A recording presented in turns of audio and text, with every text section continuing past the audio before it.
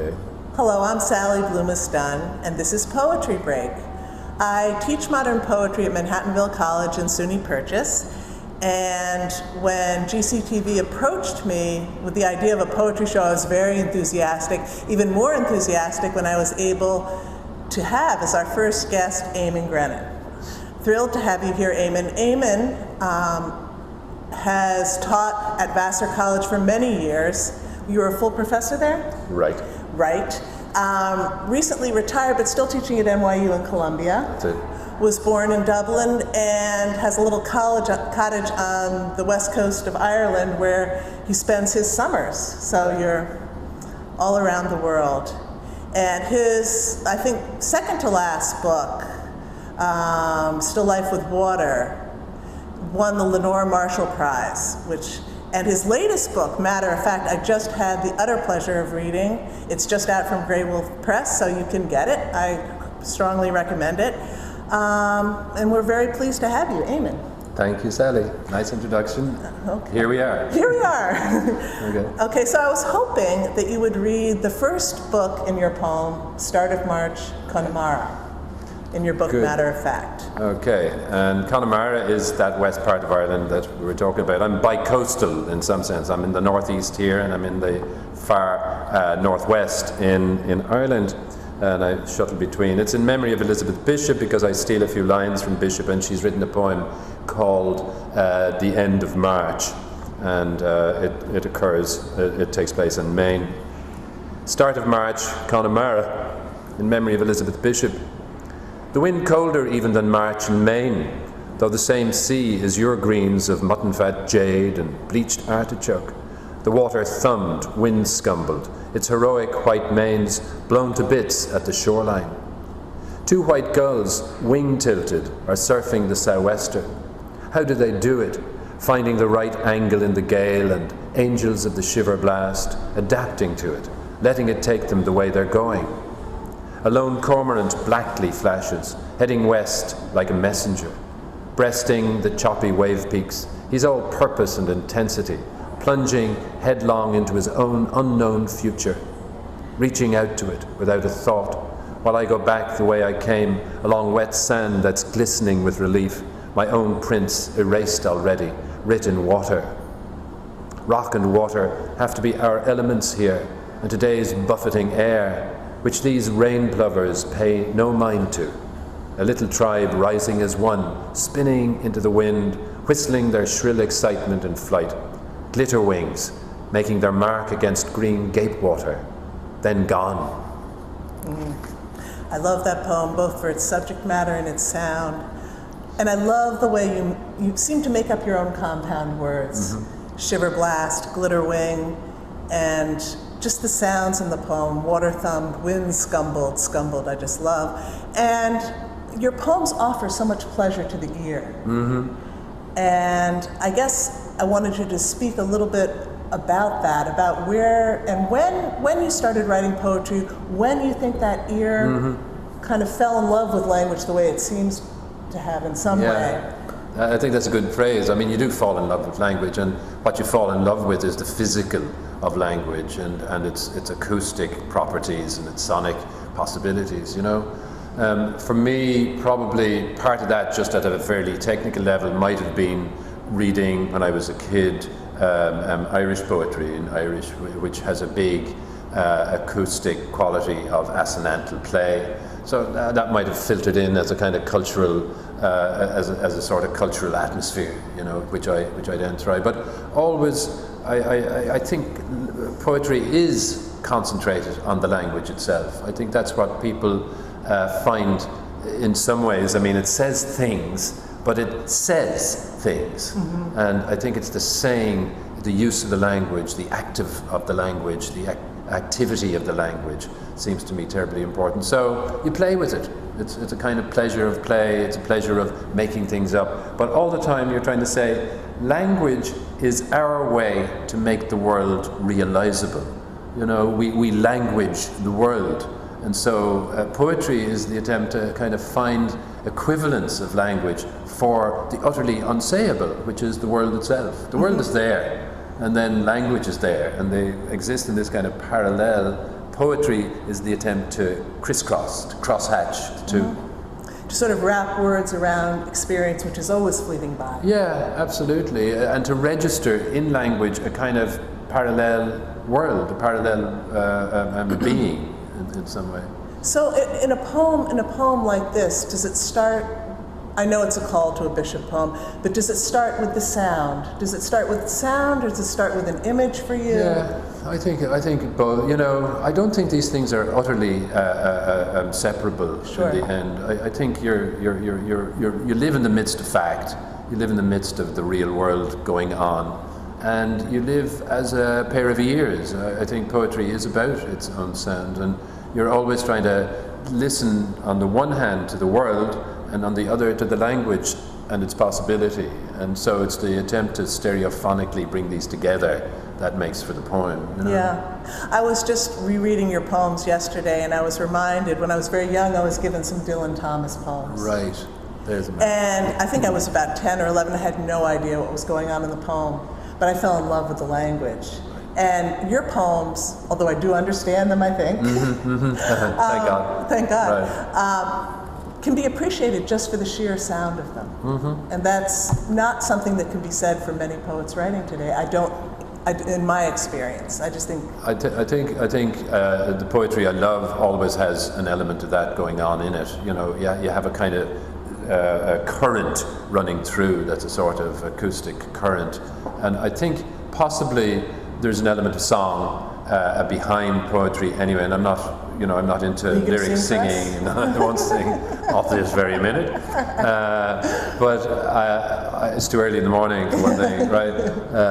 But it seems to me we play with language in a kind of lyric, when you're writing lyric poems at least, with the sense that behind it is song in some way. And you're always, I mean, there are much more song-like poets than me, Heaney and Muldoon, for example, in the Irish context. But it is a question of finding something in the language that registers as I am attending to language too.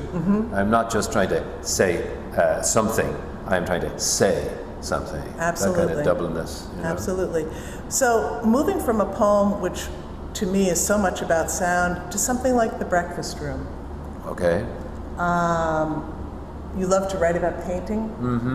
And I was hoping you could talk a little about what you think the relationship is between poetry and painting, what draws you to write about it. I mean, you know, it's a very old trope and a very old concern, the relation between poetry and painting, but ut pictura poesis, right? Poetry is supposed to be like a picture, but I think there's a major feeling in me of astonishment when I look at paintings, great paintings of Poussin or Cézanne or Bonnard, to how attentive the painter has been to the facts of the world, to the features of the world, to the textures of the world, and how the painting manages to absorb and then abstract such conditions. I just, you know, it's just a pure feeling that for a moment as you enter a painting, you are organized, you are let be into a moment which is found in all its depth, and a sort of spatial, visual, spatial thing that you can engage with at a profound level. Do you want me to read this poem? Absolutely. Will I read The Breakfast Room? No, okay. let's just talk about it. Yeah, right, okay. Right, if I can find it, I will. Poetry freezes a moment too, wouldn't you say, or holds a moment? Yeah, I think that's absolutely true. I think there's a nice sense in which there's a feeling in the poem of organization, which is is absolutely a given in great representational painting, at least. Okay, I've got it here. It's a longish poem, and part of it is the painting, and I think the poem itself will explain why I love these versions of the real that the painting offers us. But first of all, it actually begins with a phrase. So it tries to marry my linguistic obsession, if you like, or attention, with my visual attention. And I think both of those are active here. Breakfast Room, it's in two parts. One, the words have always stirred a sudden surge of light, an air of new beginnings, something neat and simple, a space both elemental and domestic, because perhaps they bear a sort of innocent sheen of privilege, a room so set apart for an event so ordinary, a glimmer of ritual, where mostly we know only broken facts, bits and pieces, stumbling numbly into one another. Here is a murmur of voices, discretion's homely music, of spoons on saucers, the decent movements people make around each other, eager to let themselves become themselves again after the night's uncertain journeys. Or it may be the secret, knowing smiles that lovers save, sitting to face one another in their quaint conspiracy of hope and saying, "Pass the milk, please," but meaning, "Nothing has ever pleased me more than how your naked shoulders and the small of your back lay on my spread hands, your earlobe, tongue, wide eyes, entering half-frightened mine in the dark." 2. And in Bonnard's The Breakfast Room, you'll see the impeccable ordinary order he finds in things. White slate blue, the tablecloth bears its own still life of teapot, cream pitcher, sugar bowl, china cup and scalloped saucer, the half glass of raspberry juice, bread in yellow napkins, that heaped dish of purple figs and a peach. And as if accidental by the French windows through which morning light passes its binding declarative sentence on every detail, a woman stands, almost out of the picture, her back against the patterned drapes, dressed to go out and giving a last look back, her eyes and strict lips asking directly, "You think this changes anything?" Yet she too is part of this stillness, this sense that things are about to achieve illumination. Beyond the window, a stone balustrade, and beyond that, nature's blue-green tangles with the light that's melting one thing into another. Blue, scrubbed green, straw gold, a house with a white and lilac roof at the end of a sun-streaked avenue on which the summer trees are blobs of turquoise. Inside, quite distinct, that woman is held to her last look back, her sudden pulse beat shaking all the orderly arrangements of the table. Through its ambivalence of light, its double tongue of detail in the world at large, we are brought into the picture, into a kingdom we might find under our noses. Morning's nourishment, necessary peace, a pause, on the brink of something always edging into shape, about to happen. Yes, I love that poem. Have you ever written poems in response to music? Or it's odd. I don't think so. I don't know. Music seems so adequately itself in the lyric sense and in the grand sense too. I've often thought I'd love to write poems that would have a Schubert possibility, not the songs, but just the music, some of the trios or some of the quartets, and you just adore them and you think, wow, those are extraordinary transitions. I mean, what you learn from great musicians, particularly post-romantic or romantic, and afterwards, is this ability to make transitions, to move from one emotional state into another seamlessly, and to thereby summarize the human state, which is all the time doing that. So, but I haven't written them, no, that's all to say. What's going on in that poem is to do with ordinary world and extraordinary world, I think. And the imagined world that you, that's right. The world that you imagined, Bonnard. That's right. Yeah. That's right, and the sense that the art is about ritual in some way. Our art is ritual, I suppose, and it's my seeing the ordinary, his seeing the ordinary stuff, like the sugar bowl or the jug or the glass. The truth is I've never seen that painting. That's great, and I don't want to. After having read your poem, I feel like I see it. Yeah, right. I wanted to ask you, in a lot of your poems, light figures in. There's mentions, streaked light. There's right. Often mentions of light and how light plays on something. I mean, I know that's how we see, but I wondered if there was anything else. I've noticed especially this. in this latest book, actually. Yeah, I guess that's right. I suppose, like it's air. It's what we live inside, and then it has all of those factual qualities. You know, I mean, thank God for sight, and the horror of losing it. Yeah. The quality of light itself, I think, for me, is probably. I don't know if I'm making this up. I think I'm not. I think it is actually. It's okay if you are. If it sounds real. It'll sound real. Light itself is that cusp between the actual and between the physical and the metaphysical, right? Between the actual and the transcendent, call it that. And it always has been that, you know. It has been that from so far back, and so I think I play with that without consciously doing it. You can't. Oh, now I'm going to have a symbol here, no, you know. Yeah. But you do have a sense in which something attracts you, and you mustn't interrogate it too much. You must just run with it. It was just simply something that I've noticed. I think it's true. I mean, I think it's there, and I think I recur to it. Recurs in the stuff I do, and I don't want it to seem like a tick, and that's what you run the risk of when something starts to come back like that. It doesn't seem like a tick a bit. That's just something I noticed. You were talking about in Schubert's music, how he can move from one theme to another, and you do that a lot in your poems. And I was wondering, on that note, if you would read The Search from your book? Right.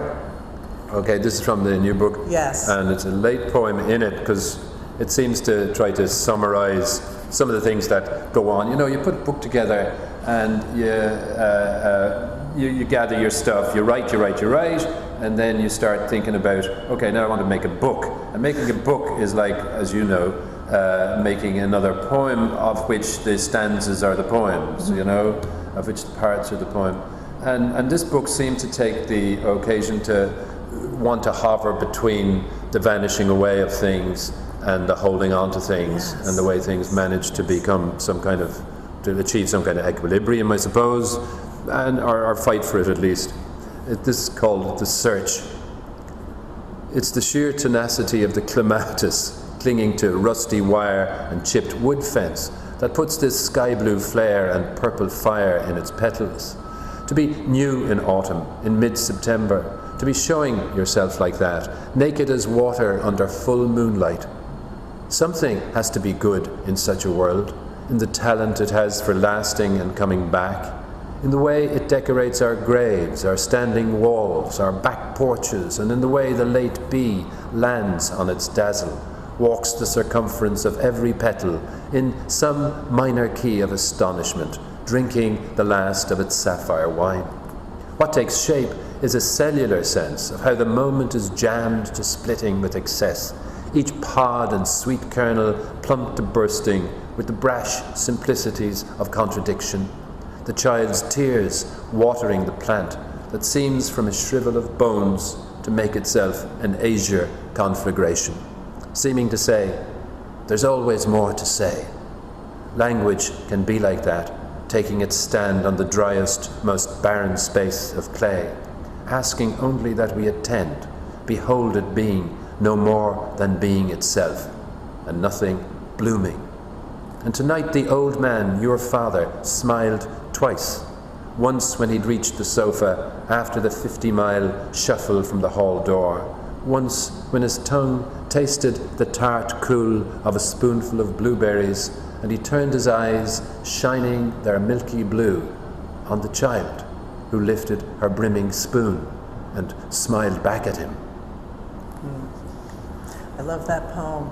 And I love how it starts out with something very simple, the clematis, and then moves to the father, and through language. I think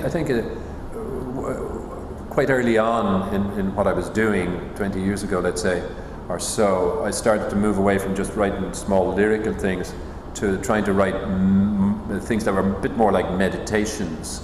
I find myself attracted very much to Coleridge's poems, those great conversation poems like Frost at Midnight, or the Lime Tree Bower, My Prison, or the ode, one of the odes. And I find actually lots of Keats in here. I steal from Keats shamelessly, you know, or at least I borrow, if that's the thing, or steal, whatever. And it seems to me that the meditation, the poem going on, and as it goes on, finding more to say, as it New were. connections. Yeah, new connections and winding and meandering a little bit. I like to do that. I find that to be satisfying and to be not unlike what painting does, to enter the moment of a possible revelation. Call it that, you know. Well, you talk about the moment bursting with possibility. I think I'm ruining the phrase. But there is this reverence in your poetry for each moment, for the world. Okay. Really. Reverence you want to back away from, you know, because you're right. Sorry. You know, no, it is that. But I wouldn't admit Gratitude. to it. I wouldn't admit. Yeah, I think that's right. I mean, the attempt to say in the midst of things that are tricky, that things are also there, and in being there, that is a sort of that the force of their being there is itself a positive. I think poetry is a kind of antithesis to war, for example. I think language is the antithesis of violence, and so I think poetry is the sort of holding of language up to its best possibility, holding it up to its best self, is it's a good thing. That's if poems have any use. I mean, Auden says poetry makes nothing happen. Okay, it makes nothing happen, but it has a use. It is something, and he says that too. It is a way of being in the world without violence, trying to find the world as a place for life, for with living. all its complexities. That No one question. moment, Yeah. the clematis is dying, and then it comes to life again, and this one moment bursts with its opposites in some sense. I think as a sort of lapsed Catholic, the presence of incarnational transcendence, you might say, the presence of possible getting beyond, getting into that's where light comes in again. The presence of getting into the condition that goes beyond the mere palpable, not the mere palpable, the fully palpable, and at the same time absorbs that, doesn't reject it, doesn't. That's what the difficulty of transcendence might be, that it kind of rejects the actual.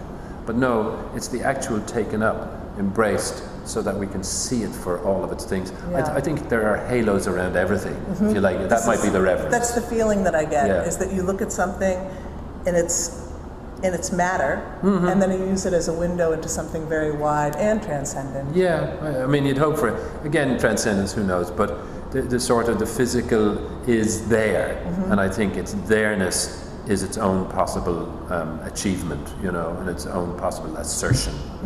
So, affirmation. I think that's what we're looking for. Yeah. I was hoping you'd read a poem, End of Winter. Oh, right. Okay, this is an early poem, actually, quite early. I think it was in the first book I wrote, about 400 years ago. And it is again an illustration. I suppose that some of the poems do that for something very large, that you have, you approach it, love, sex, death, you approach it slightly with an oblique way, even like the clematis is a way into, like Tell you say, the truth, but tell it slightly. Yeah, it's the kind of Dickinson thing. Yeah. And here are two, a big thing and a small thing brought together. It's called End of Winter. I spent the morning my father died catching flies. They'd buzz and hum against the warm illuminated pane of the living room window. Breathless, my hand would butterfly behind them and cup their fear in my fist, their filament wings tickling the soft center of my palm. With my left hand I unlatched the window and opened my right wide in the sunshine. They'd spin for a second like stunned ballerinas, then off with them, tiny hearts rattling like dice, recovered from the fright of their lives. I watch each one spiral the astonishing green world of grass, drift between the grey branches of the ash. I see each quick dark shadow smudge the rinsed and springing earth that shone beyond belief all morning. There must have been at least a dozen I saved like that with my own hands through the morning, when they shook off sleep in every corner of the living room. Yeah, that's a stunning poem. And it's stunning because you only mention your father's death in the first two lines. I spent the morning my father died catching flies. Right. And those two little rhymes sort of told me as a reader, pay attention to this. And then the whole rest is about catching these flies and their transformation. It's very beautiful with all this. It is what I'm saying about the oblique, I suppose, in the sense that you do the ordinary within the context of the extraordinary. But you can't concentrate on the extraordinary and try to describe it. You invest yourself. So I think you're right. Once I've said that in the first line, everything else starts to shimmer with a different sort of possibility from its purely physical fact. Absolutely. Factual. And it was the same in The Search. You described the clematis and then the importance of the fire. It takes on a whole meaning from having the literal. That's true. I think that's the way poems work. I mean, that's the way we want poems to work anyway. Well, yours do. Yours do. I wanted to ask you to read Staying in Bed. Okay. This is from, we've had death, now we've got sex. Yeah, you see? It's no harm. It's good movement, better movement. It's a better movement. It's true. Better than yes, I've lost it here, I think. Okay, just have to look. In the, do you remember the, okay, all right. Okay, yes, okay, sorry about that. It's just, okay, it was here all the time. Staying in bed. We lay all morning talking. The window brightens November grey to knife-edge blue, where Sunday becomes itself, all bells without us. The air flickers, blinks, riddled with starling shadows, or the brusque, impulsive blobs of sparrows flung by hunger. This one touch of winter makes us face a few home truths. We have to enter the cold zone, naked. Sleepwalkers steady, our slow voices cross the little space between us. Companionable, our bodies stretch. Our sex idles, half asleep, a summer stream flooding with fern-light green as early wheat. Such peace. We could be dreaming away each other's past, digesting hard facts. I love those last two lines. This is a poem that I use when I teach at Manhattanville and SUNY, because I don't know if anyone heard it on a first reading. I certainly didn't till the 4th, 5th, maybe even 6th. It's a perfect sonnet. Mm-hmm. And to be able to rhyme like that is, well, it's something. I don't do it very much. I mean, I don't rhyme at all because I don't think I can do it. In that case, I was using the sonnet form. Yeah. Well, I mean, I did work on it to try to get the rhymes against the flow and so on, which is what you do. You hide your rhymes, which I obviously did very successfully. Very successfully. But I like, for example, to rhyme sex with hard facts. Sounds to me like a good rhyme. That seems fine. So I don't use form, external form, but I do seek most of the time, exception is that poem, for sort of acoustic play, sonic play, assonantal play, so that the sounds of the words themselves make a physical impression, you know. Yeah, that phrase, we have to enter the cold zone naked. Right. There's a William Carlos Williams poem, Spring and All. Oh, right. That seems to call to a little bit. Yeah, there's a touch of that. Yeah. There's a touch of that. But you do what you can. Yeah. Calling is good. Yeah, calling is very good. I think we need to close, and I'd like your last poem, if you wouldn't mind, to be Steady Now. And that's from the new book as well. This is from Matter of Fact, yeah, and indeed it was I was going to call the whole book Steady, but I ended up not, because in some ways it's about finding some sort of equilibrium between the push of things and the holding on. Steady now. Although things vanish, are what mark our vanishing, we still hold on to them, ballast against the updraft of oblivion, as I hold on to this umbrella in a world of rain, of heavy wet greens and greys dissolving into a new atmosphere, an underwater dulled electric glow off everything, the air itself drowning in it, breath thickening, growing mould. Yesterday, I felt the smell of grass greeting me as across a great distance, trying to tell me one good thing in an underglaze of memory, some forgotten summer trying to speak its peace.